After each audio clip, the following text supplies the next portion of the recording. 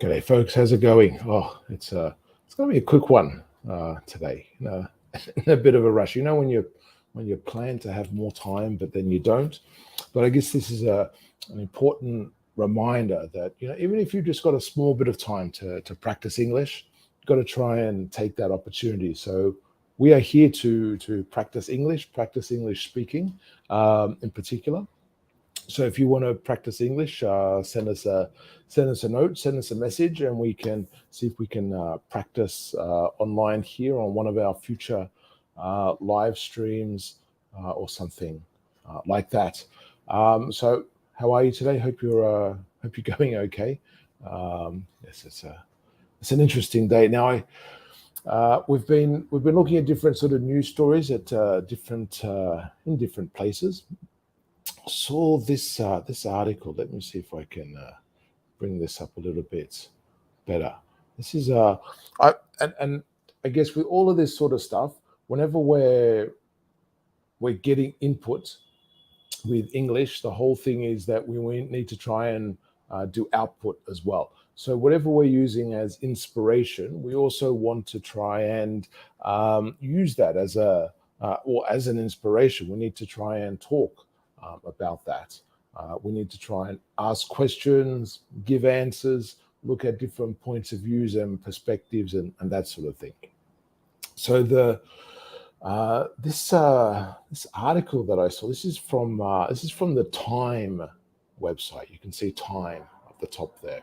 This is from the Time website, and let's say the headline here is Shein is the world's most popular fashion brand. That's interesting. Now, have you heard of Shein? I assume if it's the world's most popular fashion brand, probably you have. And then there's Dash at a huge cost to us all. At a huge cost, I'm going to say to all of us, but to us all. Okay. Now here there's a video as well. So if you actually go onto the web page, you can listen to a video. Maybe this is on other places as well, but I'll send the link through for this article if you want to have a look at it and also check out the video, that sort of stuff. Again, good ways to practice listening and comprehension, that sort of thing. But of course, remember, whenever you're receiving, we want to try and practice. We want to try and speak or write with this, even if it's just writing some notes and that sort of thing. But let's have a look at this article. Some of my pronunciation might not be spot on here, but nevertheless, I do have, just as a note, it's pretty empty. There's nothing there at the moment, but I do have my notepad here waiting in case I find some vocabulary that's interesting that I want to keep a note on. If I want to check on it later, something like that. And of course, whenever we have our vocabulary list, we want to always reprioritize it. So we're each day when we're looking at our vocabulary list, we just focus particularly on the ones that are at the top of the list. We don't want to try and be activating in terms of memorizing or utilizing in a large proportion too many words. We want to focus on a small, limited number of words. I recommend between 3 and 5 a day. So words or expressions to be trying to actively use to remember throughout the course of the day in whatever situations you can that are appropriate. So anyway, let's have a look. Just before Christmas, mellow. I want to say mellow, but there's a little accent sort of thing above the E. So I'm going to guess there's something with the pronunciation there. But anyway, for this mellow, excuse my incorrect pronunciation, a lifestyle blogger from Paris known for promoting body positivity. Now, this is, of course, where you could have here they use the hyphens. I guess it's easier to read in a lot of ways, and it distinguishes the information because the sentence is really just before Christmas, Mello uploaded a video on Instagram. And of course, you could always have commas. You could say Mello, who is a lifestyle blogger from Paris known for. And then at the end of positivity, you have another comma. So I guess there's different ways, but I certainly think. What do you think? I think with the dashes, it makes it a little bit easier to read. Um, but anyway, so this person uploaded a video, and there's a link if you look at the article on Instagram showing off shiny, glittering party dresses from Shein, a fast fashion e-tailer from e-retailer. It should be e-tailer, shouldn't it? No, but I guess if it's an e-tailer, you might think it's someone like a different spelling, but you might think it's someone actually um, making clothes. But nevertheless, from China. Which one do you prefer for Christmas and which one for New Year's? I like that New Year's. I think it's good to. I'm going to note that down. New Year's, because that's actually something I think is well at a certain time of the year, of course, is common to say. New Year's um, or New Year's, because often we talk about New Year's Eve.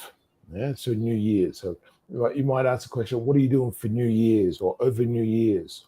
Or "I'm really looking forward to New Year's," and of course, it's an abbreviation, New Year's Eve. Or I guess it was the whole time, is it could be New Year's Eve and New Year's Day. So the French creator, where are we? French creator, content creator, 75,000 followers as she twirled, strutted, and smiled at the camera. Um, at the bottom, 12 might be famous and known anyway, because I've seen in a few countries there's like a ice cream or ice block called twirl, where it's sort of like different flavors, like in a circle, sort of going up. At the bottom of the caption, she tagged Shein, directing her viewers to a 15% discount on all their clothes. So I guess she perhaps gets well, she either gets a payment or perhaps a percentage of purchases or something like that, which is great for her. Mello is one of thousands of influencers on TikTok and Instagram who works with Shein to post haul videos. No, we're going to put that. So a haul. Yeah, have haul as a verb as well. So, for example, maybe to haul, and often I think it's with used to haul in something, but I think a haul is the primary one. So we're gonna take that out, and we're gonna focus on a haul, as in the noun. To post haul videos, um, where she tries on piles of clothes, so a large stack of clothes, piles of clothes, invites followers to visit Shein's pop-ups and promotes their sale events. So a pop-up, isn't it, where they sort of like they go to a location for maybe like a few days or a week or a month or something, and then they go. It's a social media strategy that has been wildly successful for the company, pushing Shein to the top of the fashion ladder and making it the world's most popular fashion brand in 2022. Incredible. I want how they rate the popularity. I'm not sure. I'm not sure if it's just with like likes or purchases, or how many people are talking about it, or what. I'm not sure what the measurement is, but there we go. So, according to a report compiled by money.co.uk, Shein has taken over giants like Nike and Adidas as the world's most Googled. I said that maybe that's the thing.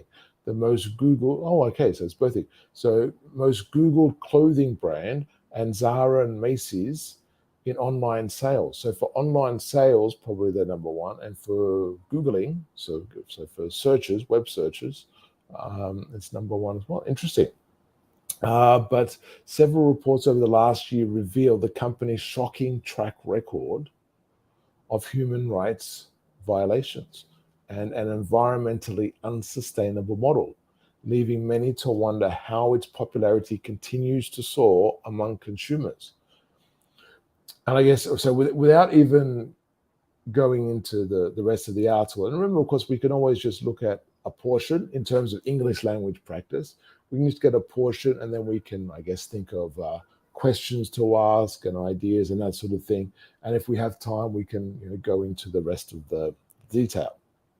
But I don't know about you. I guess something to consider is if we look at, so not necessarily this influencer, let's say, but if we look at the social media posts and just the general conversation and feeling of people who buy and use Shein, what are their thoughts in general about human rights and the environment?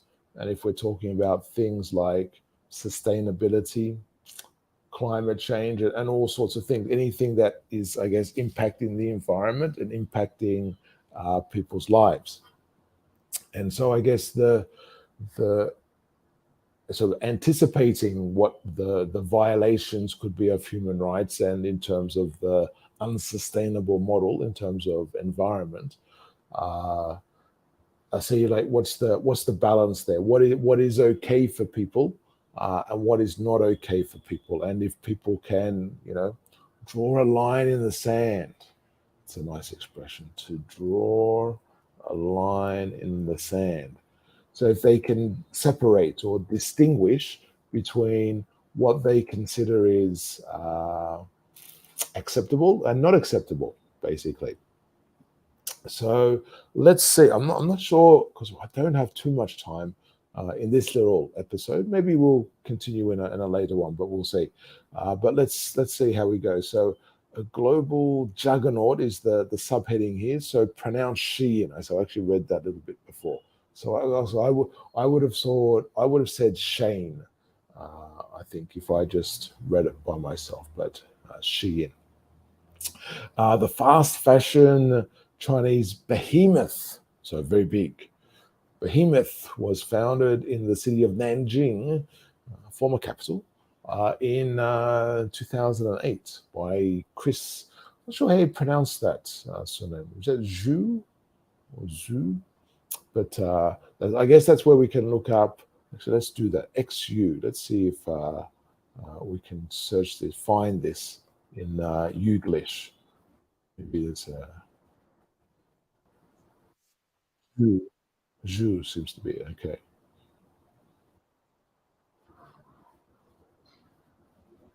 Okay, that's that's an interesting pronunciation. Shu. Okay, so Shu is it. Okay, so we can use Youglish to check some Chinese name pronunciation. So that's useful. Okay, so a US-born entrepreneur and search engine optimization (SEO) specialist over the years. Nice way to cover. Over the years, Shein went from being a low-cost Chinese apparel merchant to a global online-only fashion juggernaut, climbing sales from $10 billion in 2020, according to Bloomberg, to a whopping, like, amazing, astounding. Look at this number. Like, this is incredible. A whopping $100 billion in 2022. So that's 2 years. 2 years multiplied by 10, or tenfold, we could say. A tenfold increase. So a tenfold increase. Another way of saying 10 times. So like 10 times. We write the number 10 times. Oops. 10 times something, a tenfold, particularly like if you're talking about statistics and that sort of thing. But yes, incredible success. I'm sure part of the reason is because of the influencers promoting. Part of it is also perhaps the pricing and the price point. Maybe some of it is the design that they're using. Fast fashion, I guess, is part of the idea is replicating and covering other ideas very quickly. So its biggest sell, here we go. So the biggest selling point is the low pricing of clothes that are shipped to more than 150 countries and regions worldwide, catering to women in their teens and 20s. So it's the low cost. So if it's low cost, this is with anything, isn't it? If it's low cost to buy, it must be low cost to produce. And if it's low cost to produce, what does that mean? So I guess there are people making it or people involved in the making of it. So what's the effect on them? Is this an exploitation that could be perhaps the human rights question there? Or if it's just machines, I guess it's machines that are able to work in an extremely productive way. So then to produce, again, these garments at a low cost to then reflect the low price. But then is there any damage perhaps to the environment or other things with that? This is all just sort of speculation. Again, we're using the article as inspiration. If you have any ideas or thoughts, let us know in the comments, or you can put your ideas in there, send us a message, talk to people around you what you consider your ideas are, or in a later live episode, of course, you can come on as well. So the business model works like Amazon, as a sprawling online marketplace, brings together about 6,000 clothing factories in China under Shein's label. What's incredible organization. So in terms of management and bringing all of these players together, it's very well done. While internal management software collects near instant, so they're almost real time, basically, near instant data about which items are selling or which aren't, and which aren't, to visibly boost. So a little pause there. So which items are selling and which aren't, to visibly boost the popular items. Okay, so that's interesting. I thought they would have been perhaps boosting the ones that aren't selling, but I guess they're boosting the ones that are selling to get rid of them, and then maybe they come back to the other ones.